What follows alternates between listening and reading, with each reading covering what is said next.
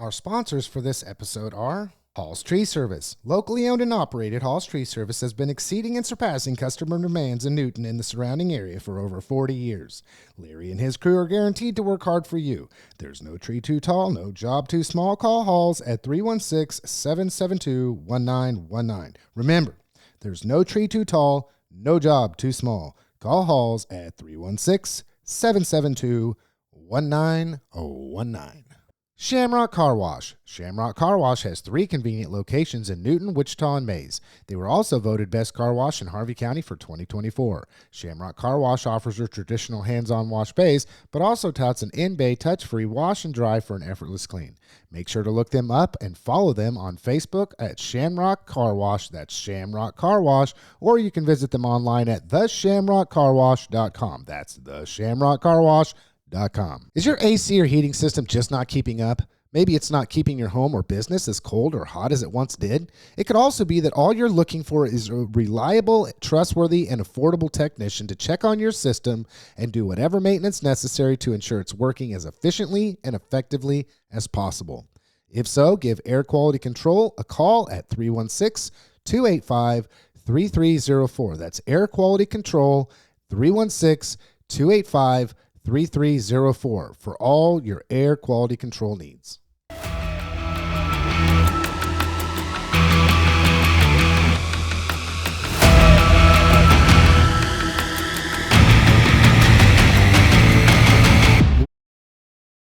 Well, hello, everybody, and hello, Chad. How are you doing this week, Chad?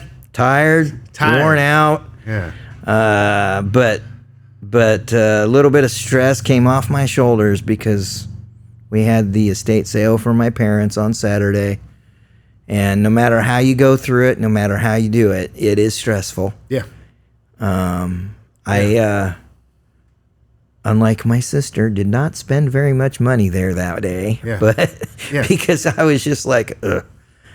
But no, it's good to be done with that, and now able to try and start concentrating on some other things in life. And speaking of the estate sale, and you talked about the stress and stuff, it's kind of interesting. My parents just recently moved from one home to another home, and the whole purpose of transitioning was because they knew they wanted to stay in their house till they just they're going to age in place. They're hoping that they can be there until the good Lord calls them home. One of the things that they had to do was they needed to have an estate sale as well, and it's bittersweet because what's happening is they're transitioning in their life, but it's amazing the amount of stuff that they're like, you know what, I'm at a place now where I can't use this anymore, or I'm not able to use this to do what I need. Like my dad had a tons of fishing poles and lawn equipment and all this stuff. So it's bittersweet because there's an acceptance, but there's also like you're a child of an aging parent to then say, well, they're moving into another phase. There's memories attached to things and the whole deal. So yeah, I can see how that event for you would be somewhat stressful and multifaceted. Yeah, it's just difficult, and because you spend the whole day, even though you've already helped sort it, put it out, dealt with it at least once, maybe twice. In the case of my sister, 3, 4, 5, 6, 7 times. That woman is absolutely amazing. What she did for my parents and really our whole family. But you spend the whole day going, do I really want to let go of that? And I told myself going to the auction, you're letting go of it all. All of it. Okay? It's just stuff. Yeah. Right? God willing, meaning I don't get Alzheimer's at some point, but I probably will. Jeez, Chad. Hey. I don't know. You seem to be a wealth of knowledge and be able to recall something out of a file that happened from 1975. Well, I try, but it's not always there. But I got memories, right? Yeah. I got the memory of my dad falling in the lake at Camp Hawk. Yeah. Do I need his fishing pole for that? No. It's right here. Yeah. That said, for me, there was really one thing that came around on the auction block that I just could not let go. So I bought it. I didn't spend very much for it, but I got it. So it's like, I think I can live with just putting one or two new things in my basement. And also before this sale ever started, because we knew he wouldn't get what it was worth in an auction setting, his sports card collection is now at my house. Yeah. Right? And so I'm going to be going through it with my kids. We're going to create some memories, and we're going to sell a lot of it. So, so if you're interested in a Score Barry Sanders rookie card, I got one to sell you.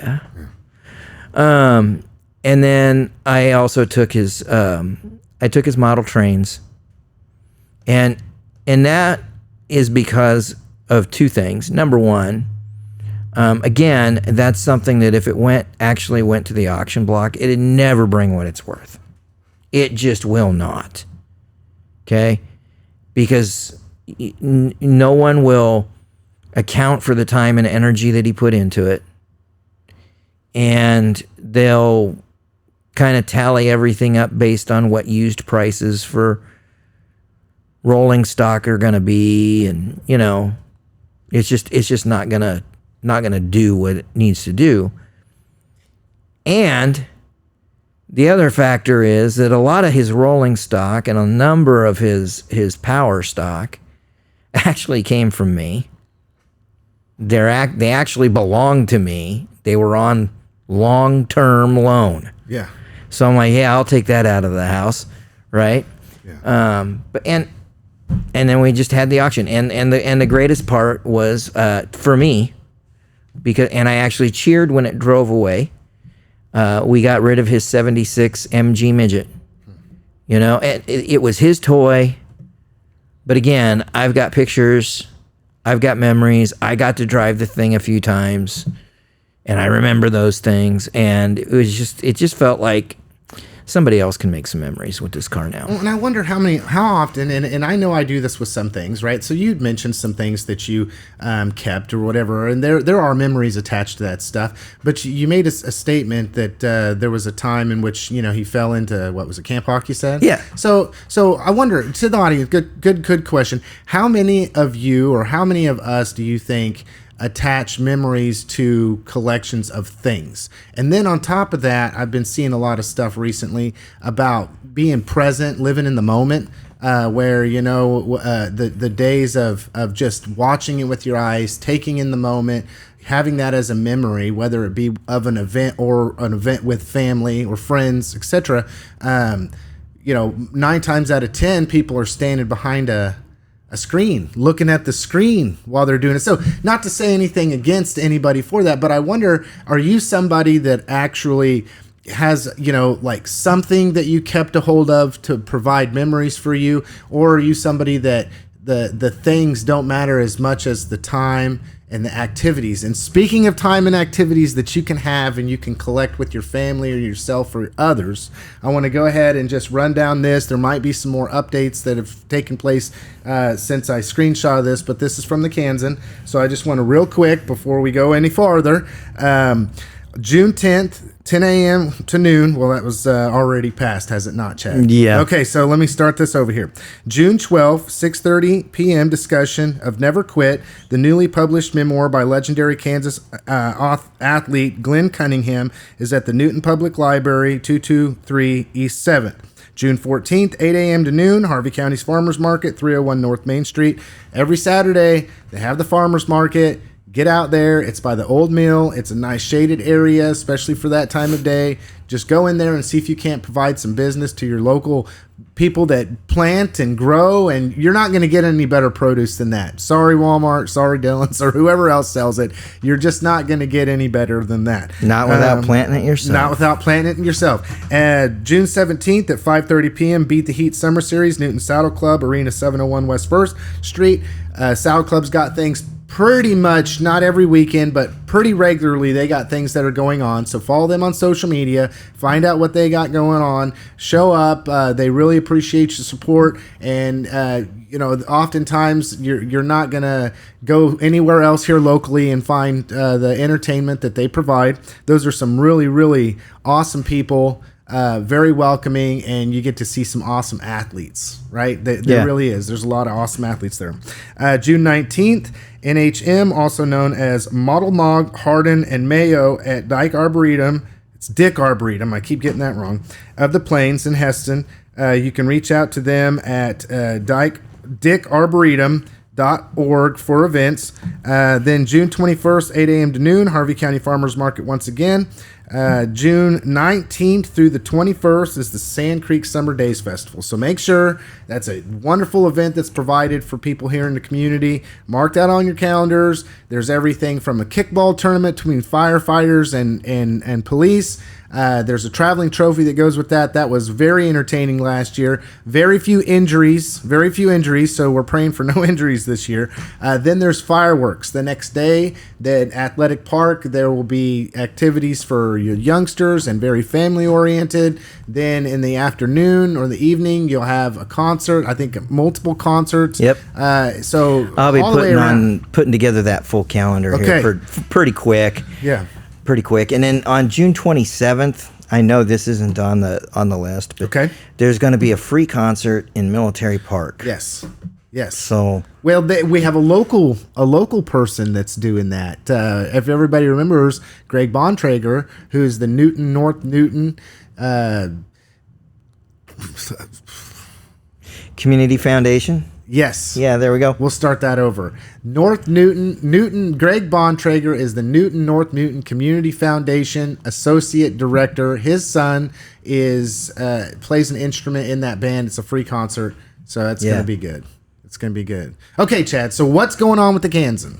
What's going on with the Kansan? What is the Kansan going to be covering? We do our updates intermittently, but it's almost like it'd just be better to have you just throw it all out there today, Chad. Well, we had a couple of meetings here for me to sit through. Amazingly enough, all three boards / commissions were really short this week, which was really kind of nice because I kind of needed a breather. And so, like, the Board of Education, I've got a little information on the conversation that they had, which was basically talking about, their impressions of some building tours that they took recently. So they toured Newton High School, and they toured Chisholm Middle School, and I'm just going to be really honest. It was very hard for me to concentrate on Monday night. Just, there was just some stuff going on that had it so that I just had a hard time. And,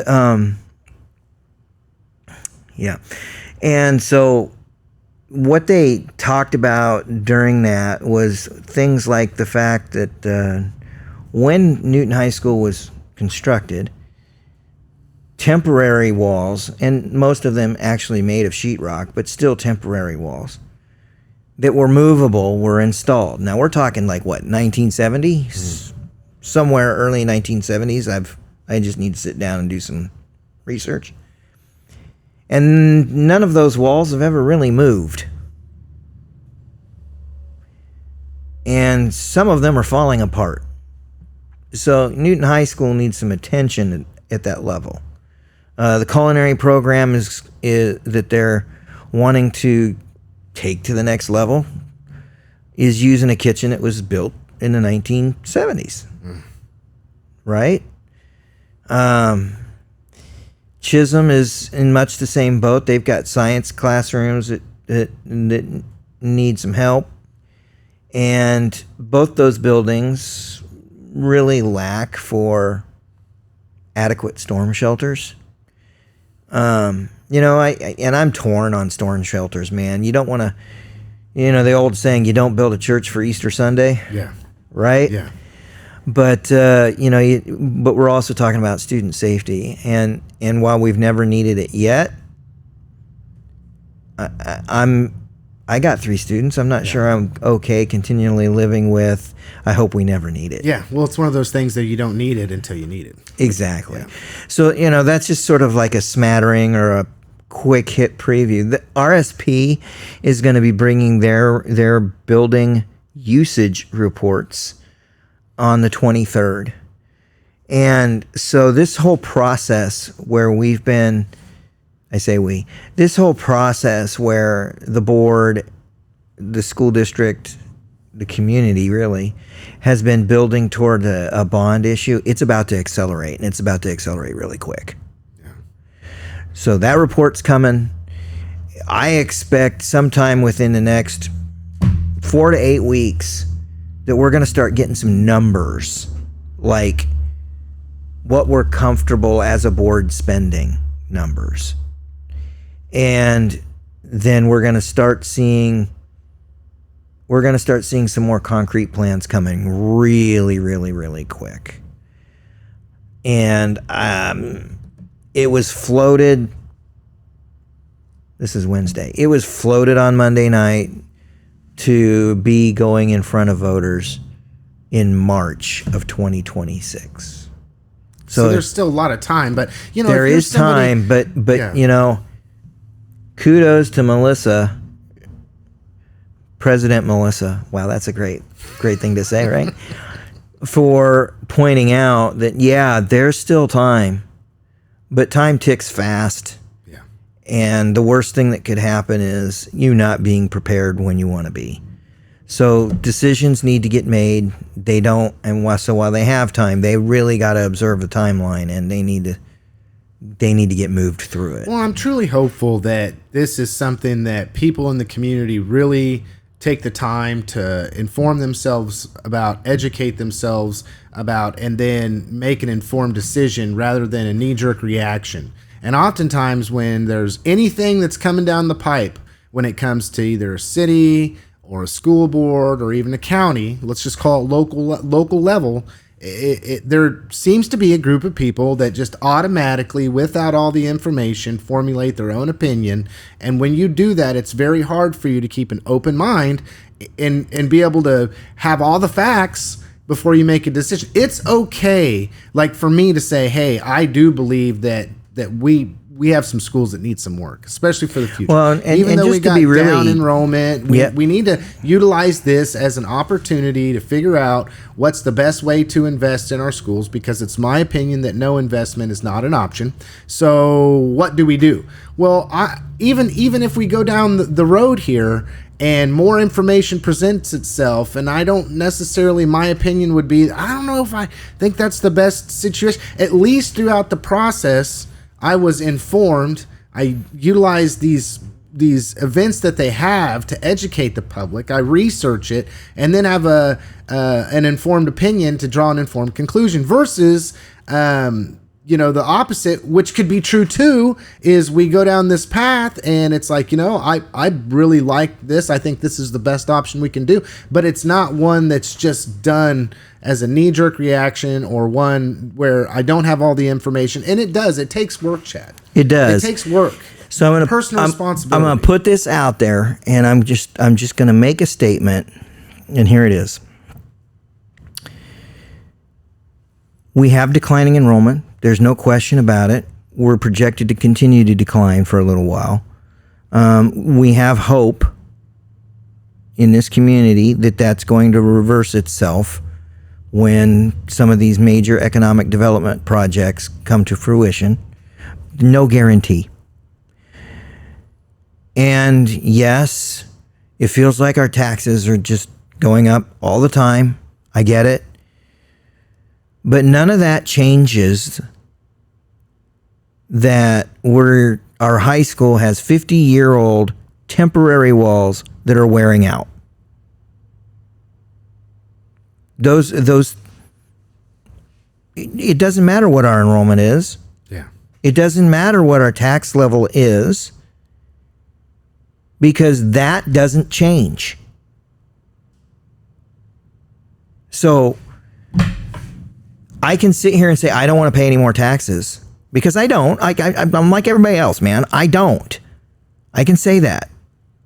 But it doesn't change magically and put new walls in the high school just because I don't agree that we should pursue a bond issue. Yeah. And I always put it like this with people when we're talking about stuff like this, when it comes to investment. You know, I don't want to spend the money to put a new roof on my house. I don't think anybody's like, yay, I spent $10,000 to $20,000 for a new roof on my house. Exactly. Yes, I love it. And straight up, Santa Fe and the Santa Fe Gym / Lindley Hall is a perfect example, because this community got told by our Board of Education, we need $8 million to deal with this. And whether they said yes or no, the fact that those buildings were, one of them was unusable and the other was headed that direction, wasn't going to change based on that vote. And honestly, my take is that this community looked and said, yeah, we got you. But everything was very visible. Mm-hmm. All you had to do to understand was just drive by Lindley Hall, and you knew we got trouble. But as a community, and we'll move on to the other commissions that took place, because I watched the Harvey County Commission. I really didn't see much of anything take place. It was pretty short.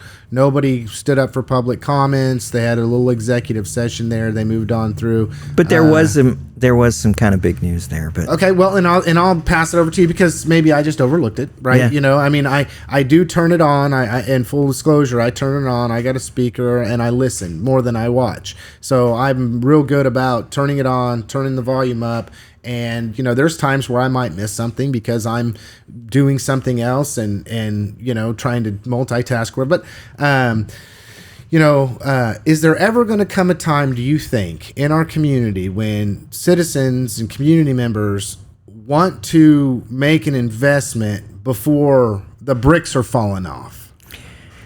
I mean, you know, we watch this and it's like we get to this point where, well, until the roof falls in, we're not going to do anything with it. But when you can drive by and you can see that the roof is falling in, now all of a sudden we've got to do something. Yeah. And then you still have the same individuals, and it seems it's a small group of people, but same individuals that go, well, that's deferred maintenance. Well, 50 years of walls, you can say, right? But the way it works is you have so much money for a capital outlay. And so there are improvements that can be made to the walls, but eventually the walls are going to need redone. It's that old plaster versus sheetrock deal. You know, you got an older house, it's all plaster. You can repair the plaster indefinitely, but how much repair cost would then equal to the investment of just replacing it with sheetrock? Boy, you threw a lot down there. I know I did, but I want people to think, Chad. I really want people to think, and us have a community mind when it comes to these types of investments. So for those persons, and you know they're out there, and you know they're going to come, that start using the term deferred maintenance. Once again,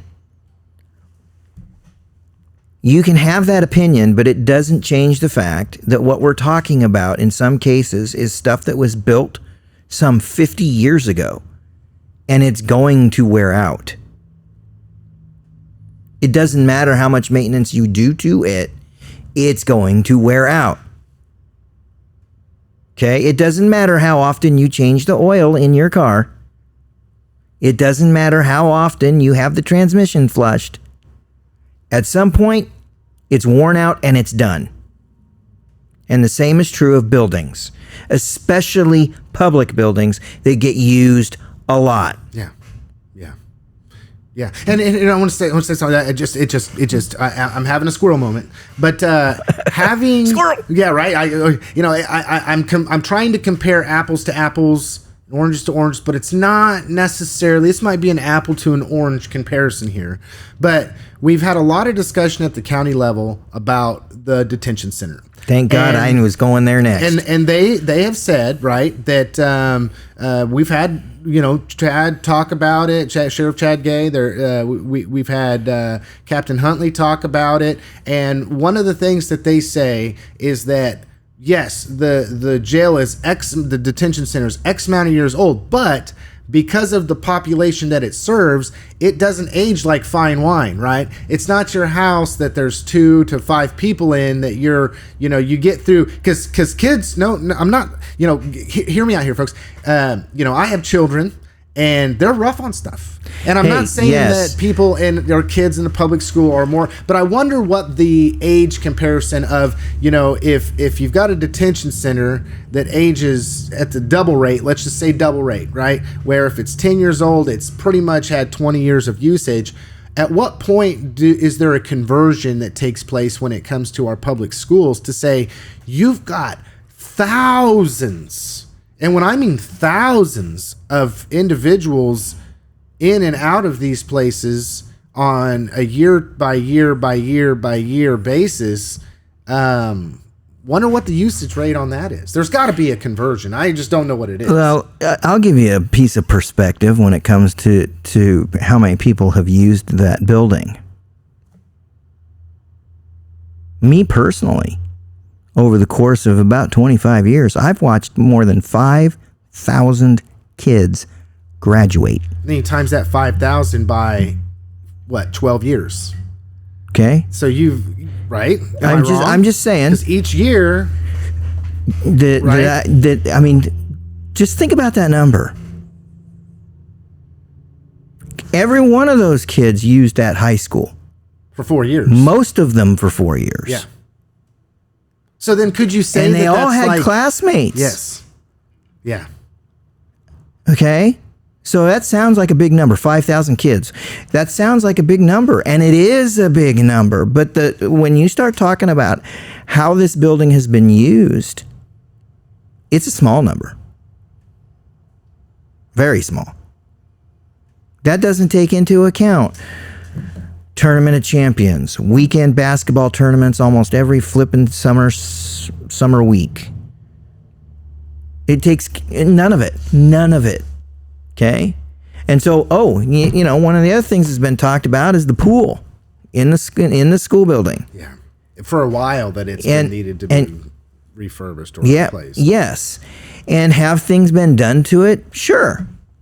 There wasn't deferred maintenance on it. At least not much. Things wear out. Yeah. Okay? And when I hear the term deferred maintenance means that you look at something and you know something needs to be done, but you say you can't afford it, so you push it off. Right?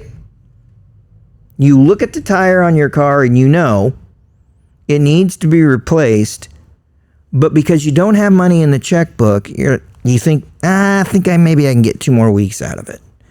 That's deferred maintenance. What deferred maintenance is not is walking in and fixing stuff for so long that you can't figure out how to pay for it to replace it when it's actually worn out. And the report given by Gravity Works, Schaefer Architecture, and I think there's one other group, with just a few weeks ago to the Board of Education, basically said, what you got going on are end-of-life issues. Your roof is finally worn out. The plumbing for the pool, it's finally worn out. It's at a point where you don't just walk in and fix it anymore. It's at a point that it's worn out and it needs replaced. And when they talk about those temporary walls, the company that made all that, it's out of business. There's no parts, man. So it's time to replace. You can't just fix it. You just can't. It's time to replace. Stuff's worn out. Yeah. So folks, be paying attention to that. Okay. Now you caught my ear, Chad. Harvey County Commission. Harvey County Commission. Yeah. Don't expect there to be any fireworks stands put up on in unincorporated areas of Harvey County anytime I did see that. soon. Is that the news you were talking about, Yeah. Chad? Oh, I mean, I thought, even- well, that's a no-brainer. Even Beans Harvey County does not have a fire and EMS that's Harvey County. And Correct. it's all of these different entities that they're pretty much focused locally on these. You know, we're a small county, but if Walton has a fire that's big enough, Newton goes to it. Sure. If you've got all these, so it's so because Harvey County doesn't have Harvey County Fire and EMS, and it's a cooperation between Newton, Walton, Heston. I mean, it becomes a very difficult situation to try to strategize and know where we're gonna have an incident, and if we're over here having an incident and it's calling over here, then does that put us in a situation where if we have an incident in Newton, that then all of a sudden we don't have what we need to, and I don't know what the fire calls are or anything, but okay, anything else other than the no having fireworks in the county, Chad? Well, there is sort of a situation to be taking a look at there, because there was no vote, and it was made pretty clear there probably won't be one, right? And so the message is getting sent pretty hard that the folks that came forward in April, that if they want to put something down by Burton on land that they thought they would be able to use, they're going to have to move it to in town. Or the city commission, council, or whatever, of Burton has to go forward with creating an extraterritorial boundary for planning and zoning. And from my understanding is every city can do that, and it can be up to about 3 miles around city limits. So basically a temporary, it's not an annex, but It's not an annex. Yeah. All it does is say that this particular area will be managed by us in all areas planning and zoning. So, that can happen, could happen, right? And I mean, you can put this into some really, really real terms, man. I mean, anyone, Walton, for example, if Walton were to exercise that, they could say, you know what? 2.5 miles out of town, we're gonna put a battery storage thing over there. We don't like it that it's banned by the county. We want one. We're gonna put one over there. Oh man, Chad, you're gonna open You up see a what I'm whole nother can of worms. But I'm with you. Right? Yeah. Because at that point, it's that city's zoning that takes precedent. Right? If the city of Newton says, you know what, we've got enough fireworks stands right here in town. We're not gonna permit any more right here in town. But if you want to put one out by, say, I don't know, Hillside, which isn't currently in the city limits, we can exercise this right, and you can go put one out there. We cannot go here. That Chad. is what came up Yes. during that meeting. Yeah. And it's that fueled at 2 of our commissioners to just be like, you know what? We don't really need to deal with this, so we're not gonna. Well, and I think that was a smart move on their behalf. I mean, for all intents and purposes, I it do kind of too. stinks to the people that they wanted. I mean, it's never. I don't ever like for government to necessarily get in there and tell somebody that they can't do something. Right? I'm more of a libertarian there. If there's a way, if there's a will for somebody to want to put a fireworks stand just outside of the city limits of Burton.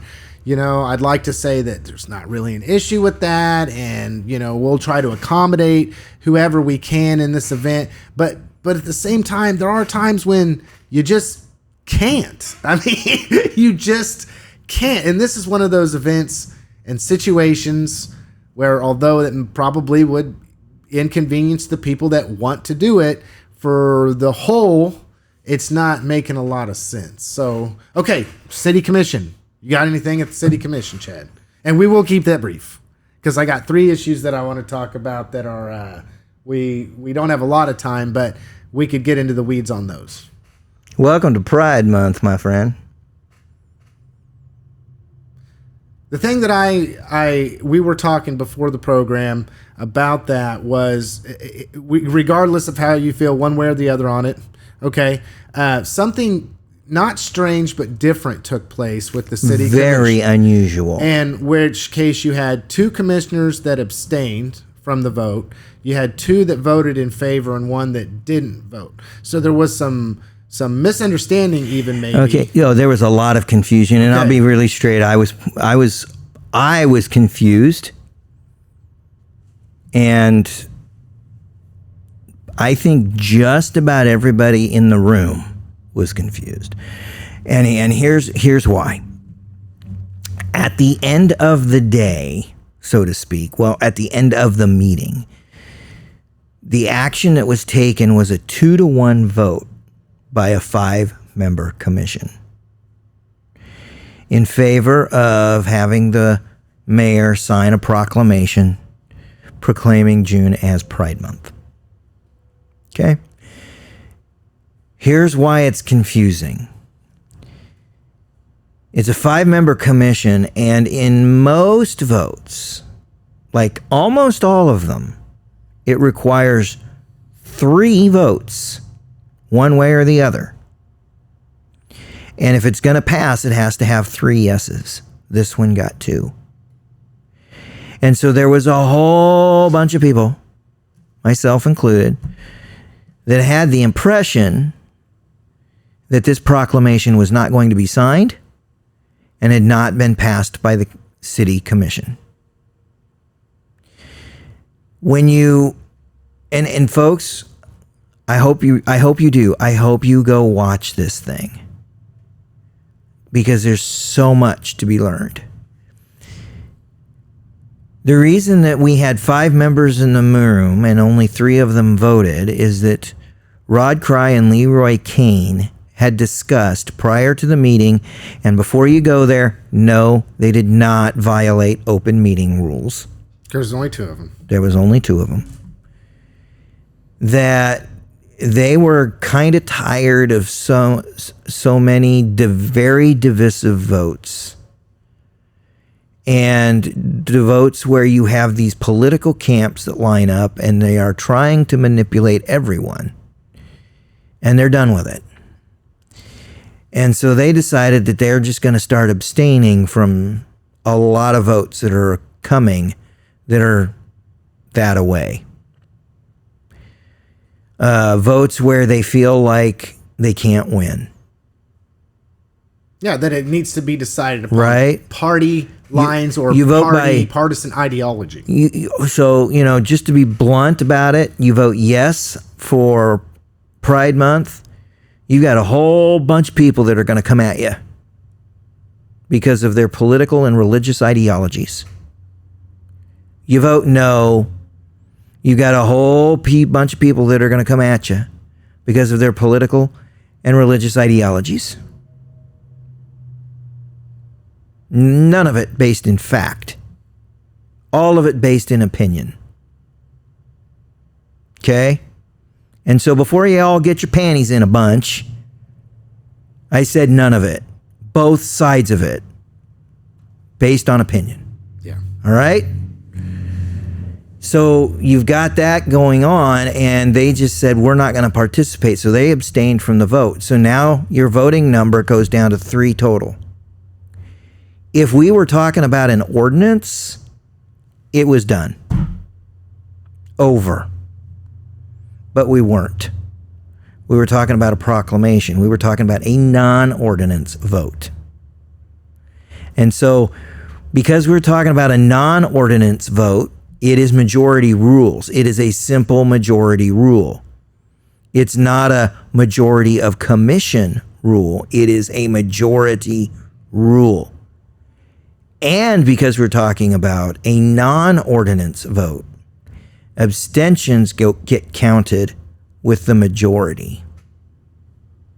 So what was a 2-to-1 vote essentially goes to a 4-to-1 vote, even though Leroy and Rod did not register a vote. Okay, and so this will lead us into our 3 national topics that I want to talk about, and they're all one, so hopefully we can get kind of over all of them together. We seem to limit ourselves. We never have enough time to have these discussions. I feel like we could have a 2-hour-long podcast, but last week I had mentioned a study that came out from Princeton University here recently. If you just Google it, Princeton University, key political violence and resilience trends from 2024. Okay, so you got to wait till 2024 is over, and then you got to get the data, then you got to take the time to be able to do the research with the data and then draw conclusions. So basically, I'm just going to summarize it for you, and there's so much good information in there. It's well worth, if you have any academic bone in your body or you want to see the facts of it, you can say Princeton University is, whatever. But this is research that draws a conclusion. I've already looked at it. It really is just a data pusher, and what it says is that over the course of the last year, last 5 years, last decade, what we've seen in our society is not only an increase at a federal level against federal officials, violence, intimidation towards them based upon political beliefs and ideology, it's happening at a local level now too. So kind of what Chad just talked about, as far as we have this issue where, you're going to have people on both sides of it. In this situation, it was LGBTQ plus ordinance for our community. You've got people for, you've got people against. You've got the reason these people are for or against are based upon deeply held beliefs, either religious or societal. So these are beliefs that, when we talk in communications, is not something that you're necessarily going to sway somebody one way or the other. I don't think you're going to take somebody that's in one camp and say, here, I'll debate you and this will bring you over to my side, or vice versa. We know that happens in like 1 or 2% of situations. If I'm a Christian and you're a Muslim, we can have a discussion, but chances are, if I was raised as a Christian my entire life and you were raised as a Muslim your entire life, then the probability that somehow or another I'm going to change your mind, thereby convert you over to my side, is in the extreme minority. So usually when we talk about these instances happening, political violence, intimidation, these tactics being used, using social media to make threats, in person, the whole thing, okay, on both sides of the aisle here, it's on the rise. Why, Chad, is it on the rise? I got to know your opinion. Why are we seeing situations at not only a federal level now be bled down to the local level, and our local officials as well as our state are feeling the brunt of these highly intense political ideologies being brought to the forefront of their job, similar to what we were talking about earlier? Not saying that's the case, because somebody could sit back, and I don't want to talk in circles here, but surely enough, I've given enough to garner an opinion of some kind from you. Sure, you ready? Yeah. I'm going to Northern Ireland. I'm going to Belfast. Because I learned amazing truths in the city of Belfast. And it's going to take me a minute to link everything, okay? But in Northern Ireland and in Belfast, an intensely violent disagreement has waged for decades. And it's between I call them the alphabet soup.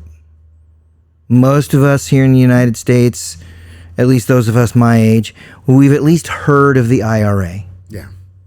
Some of us have heard of the UDA. Some of us haven't. But those factions have been literally at war What I learned when I was in Belfast, and I learned it at a concert by the late Tony Brown of Heston College at a place called the Tonaga Social Club, is that the number one reason that this thing keeps going is that each side has dehumanized each other. I learned that when I looked at a guy who was an IRA member and said, "Are you enjoying this evening?" And he responded with, "You have no idea." He looked at me and he said,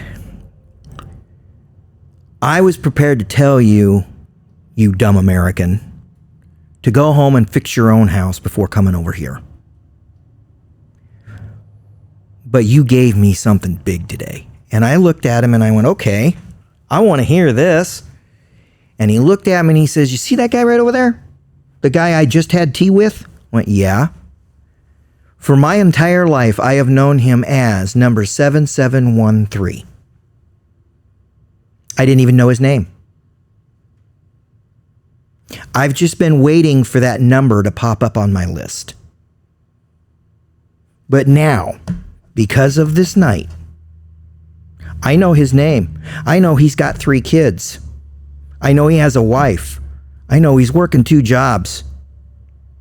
He's just a dude like me." And I looked at him and I went, "Whoa, that's pretty deep." And he goes, "Yeah, I'm crossing him off my list." We here in the United States have allowed social media to dehumanize each other. Well, I want to say it just threw gas on the fire, because if I'm thinking back to the 60s and the 50s and, you know, that period of time one would know as the civil rights movement, okay? There was no social media presence available at that point in time, and we still, as a society, had the potential to demonize, what we had then, based upon just color. Yes, and what we had then, and we still have remnants of today, is an extremely strong hate group. I don't have to name them. I can tell you they ran McPherson. Flat out. They owned every business. And in Kansas, it was the hub. And those guys were violent. I think maybe it's because that's all they knew to do.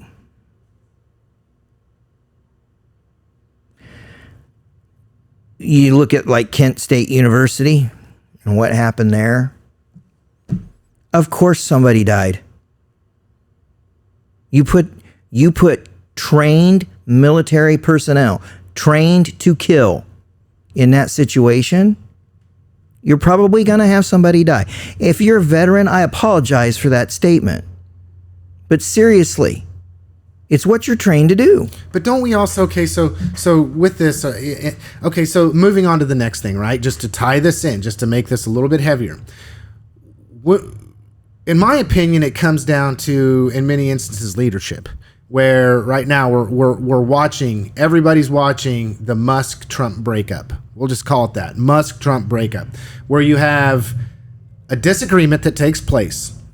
You have Trump wanting these policies enacted.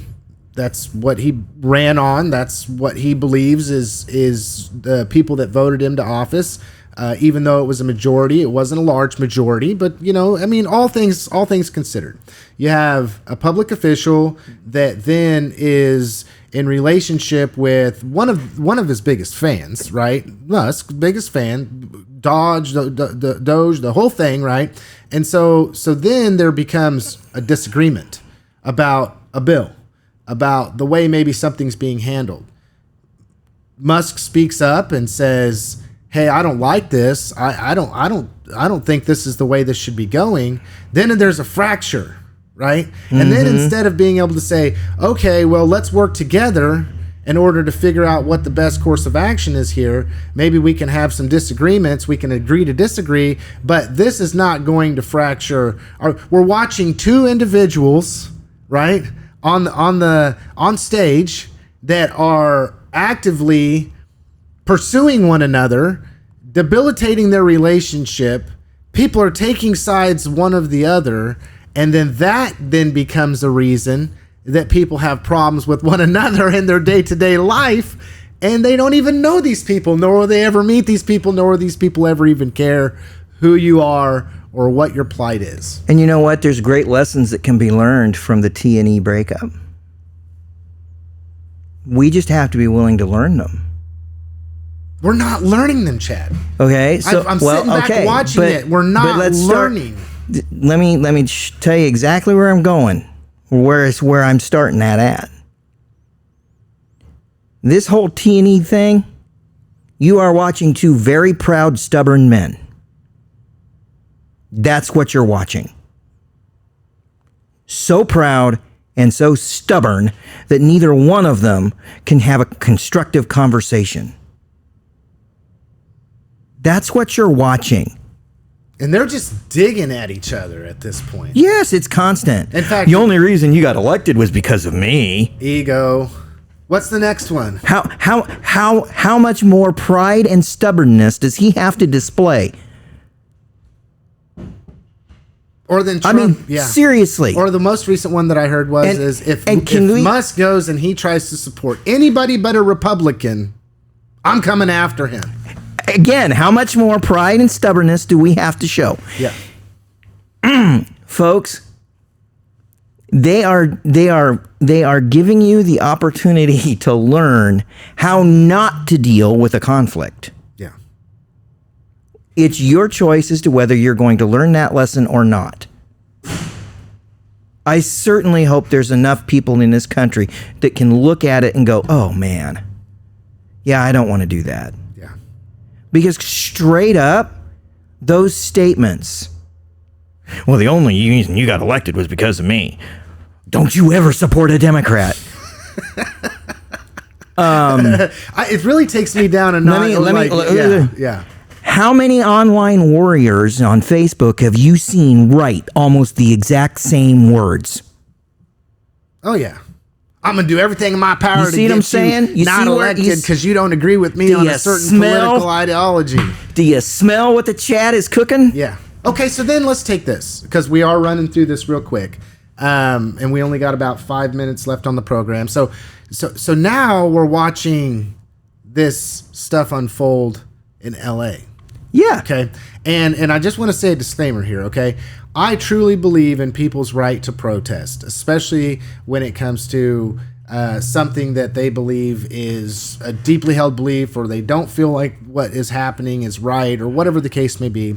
But taking out the media and fanning the flames and the whole thing. It's got to be peaceful. Yes. Well, and then once it's no longer peaceful. Yeah. And we're watching that just deduce itself to a point where no good's coming of any of this, right? No good's coming in of any of this, and you've got two people on both sides, and of course, once again, but where I'm going with this, the high point here is, okay, sure, yes, you don't like the legislation or the actions of Trump, let's say. You think that the handling of the immigration or the people that are here, that have overstayed their visas. I mean, I want to get away from saying illegal immigrant. Okay, but even then, let's say that what our government, what Trump, duly elected officials choosing to do. At what point does that then become? Let's go burn some stuff down. Let's go assault police officers. Let's go assault the military. Down with the man. And then you have all of these players. And that's what they are. They're activists in the veil of whatever title that they can muster up. Some are elected officials, some are news correspondents, et cetera, to the point where now it's just got itself deduced down to, a powder cake. Right? Are we past the ability for people to see and have see themselves and have self-reflection, Chad? Dude, when it comes to political ideology, I mean, come on. West Coast riots are so 1965. I mean, come on. I mean, Google it. I mean, but no, it's just me personally, I'm kind of tired of things turning violent. All right, and you know, when I read through some of the stuff that I read through online, you know, you have people who are like, well, Don didn't do anything during January 6th. He didn't activate the National Guard. Oh, by the way, for all of those conspiracy theories, that is the president's job. The Washington, D.C. National Guard does not answer to the governor. There isn't one. Does not answer to the mayor of Washington, D.C.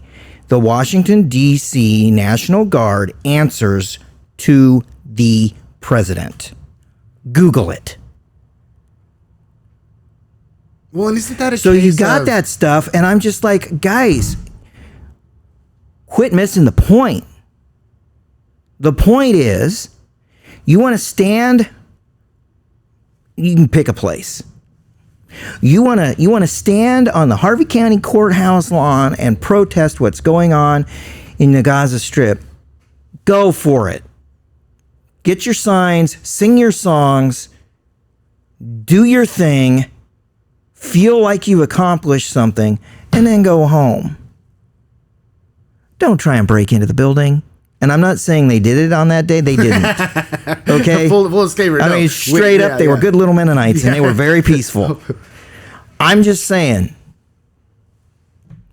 leave all that other crap behind, because number one, it does not further your message. It never will. And I want to say it comes down to I still believe in the fabric of our nation, and I guess I'll just make this my final word, Chad. I think it's a small percentage of people that really do run it for the whole. I'd say 99% of people that feel passionately about an issue have the ability to go out and protest, right? And out of 100,000 people that are doing a protest, you've got 100 that might have nefarious things that they want to do. And at that point in time, it just becomes out of control. So I don't know. We're watching it. I just say, you know, we all have deeply held beliefs. We all have things in our lives that we are passionate about, especially when it comes to politics. But if we're allowing that to allow us to dehumanize somebody else, or we feel justification in dehumanizing somebody else that might not believe like us, might not think like us, then we're missing the boat. Chad? Is it final word time? Final Is that word it? time, yeah. Final word time. I can't wait to get out to La Cava for a lunch. They've done a lot of work on that place. And the guy who owns the place, Marvin, way cool dude. It was a real blessing to talk to him and have a story about him in the Tuesday edition of the Newton Kansan. So there's my final. Oh, and I'm going to go check out a new business again, probably either this afternoon or tomorrow morning. So there's my final word. Subscribe to the Kansan, folks. Yeah. All right. Well, thank you for this listening to this episode of HC Talk. As always, I was your host, Lance Gormley, and we had Chad Fry, the Kansan guy, obviously. Andy was on sabbatical this week. We'll catch you next week, everybody.